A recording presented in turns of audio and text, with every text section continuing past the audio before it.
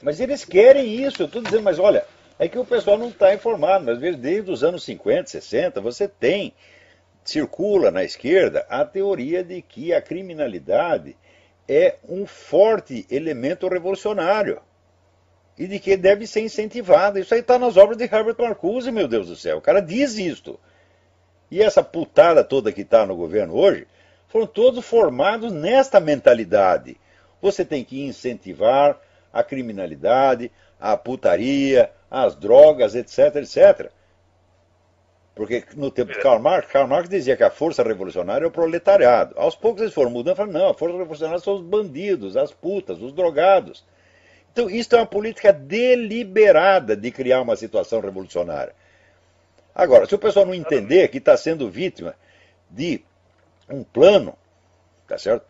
E achar apenas que são casos isolados ou que foram erros, você nunca vai poder combater essa coisa.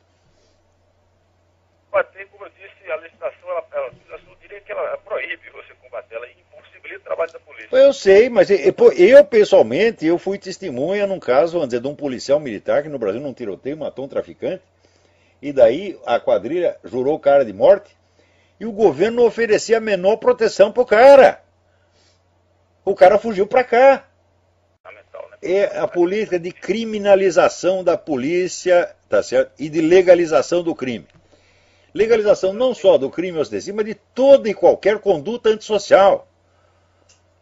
Veja o que estão fazendo com as crianças, estão incentivando as crianças a virar bandido mesmo, tá entendendo? Agora, quem não percebe que isso é uma política deliberada e criminosa, e continua tratando os autores, as pessoas que empreendem isso, o público continua tratando como se fossem dizer, governantes, pessoas respeitáveis. Não pode fazer isso. Por exemplo, a dona Dilma, que parou esse projeto de combate ao crime, ela sabe o que ela está fazendo. Ela deseja a disseminação do crime, porque ela mesma é uma criminosa. Ela fez carreira com isso, pô. Vocês não entendem, não? São cegos. Então, dona Dilma, nossa presidente legítima, etc., uma autoridade, nós temos que respeitar. Por que tem que respeitar, meu Deus do céu? Esse é tudo batedor de carteira. Enquanto eles continuarem com essa timidez, tá certo? Com essa coisa pusilânime, tá? De respeitar as autoridades, mesmo quando elas estão cometendo crime na sua cara. Você vê o Lula que goza da cara das pessoas, dizendo que não vai ser punido por um mensalão, porque a justiça é lenta e quando terminar o processo ele já vai estar morto. O cara fala uma coisa dessa, é um criminoso confesso. As dois ou três discursos que ele fez, confessando as atividades do Foro de São Paulo, atividades, vamos dizer, de intervenção direta na política interna de outras nações, é caso suficiente para impeachment na mesma hora. Agora, tem pessoas que têm horror de perceber que a situação está anormal. Pessoas têm que acreditar que tudo está sempre normal. Quer dizer, tem lá um rinoceronte pondo a piroca no seu cu, tá certo? E você achando que não tem uma sensação estranha, mas está tudo normal. Né? O que é isto, porra? Quer dizer, é o medo de ficar com medo. O medo de ver que a situação é temível, quer dizer, uma espécie de covardia elevada ao quadrado.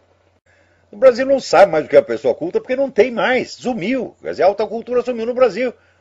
Eles acham que o Luiz Mota é culto, eles acham que a Dilma é culta, o Arnaldo Jabot diz que a Dilma é culta, porra. Mas que culta, eu já provei 1000 vezes, cada vez que tive um confronto com um professor universitário, chefe de departamento, reitor, provei que o cara é analfabeto. Acabei de provar isso novamente com relação a Caio Navarro de Toledo. Caio Navarro de Toledo, Quartinho de Moraes, essa gente toda, estou lá demonstrando, falei, esses caras são absolutamente ineptos. São charlatães em toda a linha. Não estão qualificados para ser professor universitário de coisa nenhuma. Chegaram lá por proteção. Por apoio corporativo e partidário. Porque qualificação intelectual não tem nenhuma e eu provo que não tem. Estou provando isso desde o tempo que lancei o livro Imbecil Coletivo. E as pessoas ainda ficam com a síndrome do piu-piu. Será que é? Será que não é? Porra! O cidadão comum, ele não pode ter uma arma em casa para defender sua família. Mas se ele for rico, ele pode ter um exército contratado. Então é isso aí. Quer dizer, é a elitização do direito à vida. E se a gente começar a observar... O direito à legítima defesa foi elitizado, quer dizer, só rico tem. Agora, esse rico inclui os deputados todos.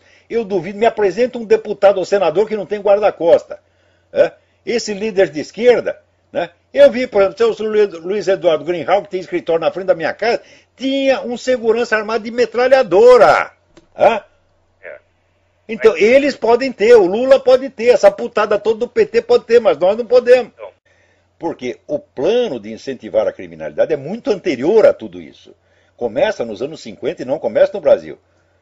Começa com a escola de Frankfurt, com Herbert Marcuse, essa gente toda. Quer dizer, o pessoal da esquerda foi ganho para essa ideia muito antes de que a situação se apresentasse. Agora, depois, quando a coisa começa a virar realidade, aparecem os subprodutos da situação que a reforçam, como, por exemplo, esse caso das empresas de segurança. Começa a aparecer um monte de empresas de segurança que tem interesse no crescimento da desgraça. E daí tudo quanto é deputado, senador, cria lá a sua própria empresa de segurança. Então, vamos dizer, é uma situação, é uma anormalidade criada em cima de outra normalidade, e assim aí a coisa não para mais. Agora, esse pessoal de Forças Armadas está vendo tudo isso. Eles sabem de tudo isso, mas eles só pensam na sua aposentadoria.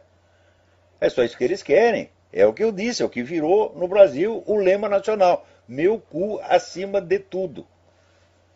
Então significa o seguinte: Santo Agostinho dizia que o amor ao próximo é a base da sociedade humana. Agora, se cada um só pensa em si, só pensa, não, tem que preservar o meu cu e o resto que se foda, pronto, acabou a sociedade, pô. E acabou a sociedade, você cria uma situação de anarquia onde quem vai ganhar? Os industriais da anarquia, os caras que são, vamos dizer, o movimento revolucionário que vive disto. Você vê, o movimento revolucionário nunca conseguiu criar uma sociedade próspera. Você olha os países socialistas, estão todos na miséria. Então, eles não conseguem criar uma economia que funcione, mas eles conseguem destruir as economias, e eles vivem disso, pô. Quanto mais anarquia, quanto mais destruição, mais poderosos eles se tornam. Quer dizer, vai fazer pelo menos 200 anos que o pessoal vive disso, e tem gente que ainda não percebeu a constante. Fala, ora, a inteligência humana foi feita para isso, para você perceber, né, distinguir o essencial do acessório, você perceber as constantes, né? Agora, se você é afetado de síndrome do piu-piu, meu filho, a coisa pode se repetir 1000 vezes na sua frente que você ainda está com dúvida. Quer dizer, a sua máquina mental, né, está proibida de tirar conclusão. Não pode tirar conclusão de porra nenhuma, você tem que ser eternamente inconclusivo. Então, agora, enquanto isso, os seus adversários, seus inimigos já tiraram a conclusão há muito tempo, e a conclusão, meu filho, vai ser no seu cu. Sempre.